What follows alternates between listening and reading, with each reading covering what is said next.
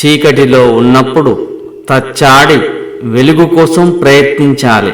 కానీ ఎవరో వెలుగును ప్రసాదిస్తారని ఉన్న చోటే ఉండేవాడు మూర్ఖుడే అవుతాడు. తప్పటడుగులు పడకుండా నడకారాదు. సైకిల్ పైనుంచి క్రింద పడకుండా సైకిలు నేర్చుకోవడమూ రాదు.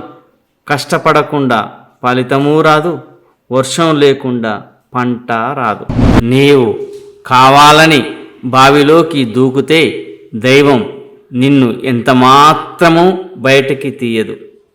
చిన్నతనంలో వేసిన తప్పటడుగులు ఆనందాన్నిస్తాయి.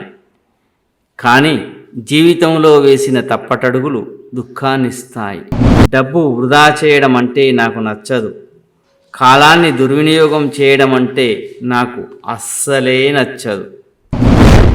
విలువైన కాలాన్ని చంపడం హత్య కాదు, అది ఆత్మహత్యతో సమానం.